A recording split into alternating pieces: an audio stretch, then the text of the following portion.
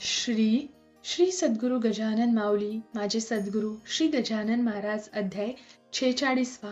श्रींनी उत्सवात सामील केले। श्रींच्या मंदिरात सकाळी 9:30ला गेलो। श्री करता आज घरूनच हार घेऊन गेलो होतो, परंतु नेलेला हार श्रीला न वाहता आज दुर्गा मातेला वाहला। आज देखील श्रींनी गेट उघडे केले होते। श्रींचा संकेत समजून आज मातेला हार वाहला, मातेला नमस्कार केला व गाभाऱ्यात प्रवेश केला। श्रींचे पूजन केले। आरती म्हणत म्हणत व मुनगावच्या पादुका ज्या ठिकाणी होत्या त्या ठिकाणी गेलो। त्या ठिकाणी पादुकांना शेज चालू होती। श्री मेनजोगी व श्री देशमुख शेज करीत होते, त्यांना मी मदत करायला लागलो। श्रींनी पादुकांचे पूजन करून घेतले। गुलाब व शेवंतीचे भरपूर फुले होती, त्यामुळे शेज करण्यात मजा वाटत होती, आनंद होत होता। श्रींच्या फोटोवर तर श्री मेनजोगींनी मला फुल वाहावयास सांगितले। मी श्री देशमुखांना ओम किंवा श्री पादुका समोर काढा म्हटले। त्यांनी सुंदर ओम तयार केला।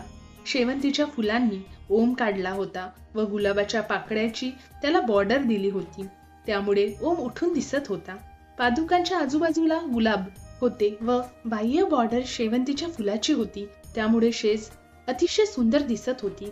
श्रींच्या फोटोवर शेजवर फोकस मारला होता, त्यामुळे सर्व वातावरण तेजस्वी प्रकाशित झाले होते आणि गुलाबामुळे उठून दिसत होते।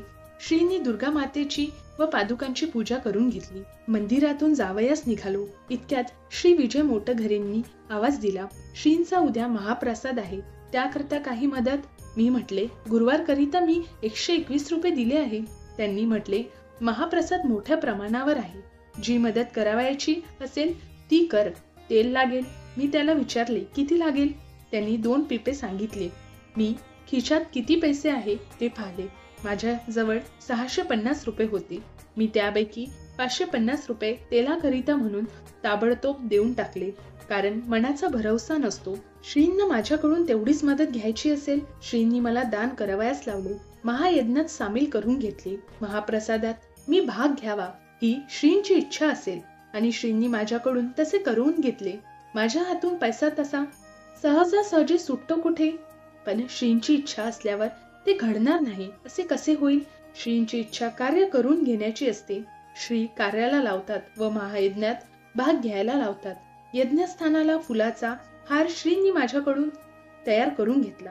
यज्ञस्थळी चारी बाजूंनी विटावर एक झेंडूचे फूल व एक शेवंतीचे फूल मी ठेवत गेलो आणि हार तयार झाला। यज्ञ कुंडास अग्नी मध्यभागी प्रज्वलित होता आणि बाहेरून फुलांनी सजविणे चालू होते। यज्ञकुंडाची पूजा श्रींनी करून घेतली। श्रींच्या फोटोसमोर, श्रींच्या पादुकासमोर नारायणाची पूजा होणार होती, त्याकरता चौरंग धुवायचा होता, ते काम श्रींनी माझ्यावर सोपविले होते। श्रींनी चौरंग माझ्याकडून धुवून घेतला।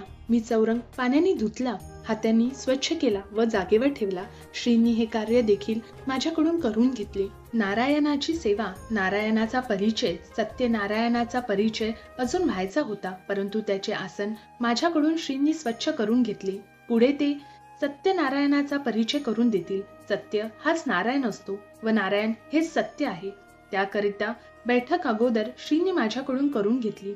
श्रींचे कार्य असे आहे, श्रींनी महाप्रसादात सामील करून घेतले आणि श्रींचे वाक्य आठवले, अभिषेक ब्राह्मण भोजन हे पारामार्थिक आहे पुण्य, त्याच्यासाठी वेचता धन, ते न जाय अनाठाई, पेरलेला बीजापरी त्याची स्थिती होते खरी। भोजन हा महायज्ञ आहे, त्यासाठी जेवढे कराल तेवढे कमीच आहे। हेच पुण्य तुमच्या सोबत येत असते, जे की तुमच्या आत्म्याला भोजन पुरवित असते, आत्म्याचे समाधान करीत असते, त्याला आनंदित ठेवत असते। असे हे पारमार्थिक पुण्य, आध्यात्मिक पुण्य श्री तुला देत आहे। श्री घडवून आणीत आहे। श्री हळूहळू आध्यात्मिक धडे देत आहे, तेही प्रात्यक्षिकासहित। हीच श्रींची इच्छा व हेच श्रींचे कार्य। बोला श्री गजानन महाराज की जय। गण गण गणात बोते।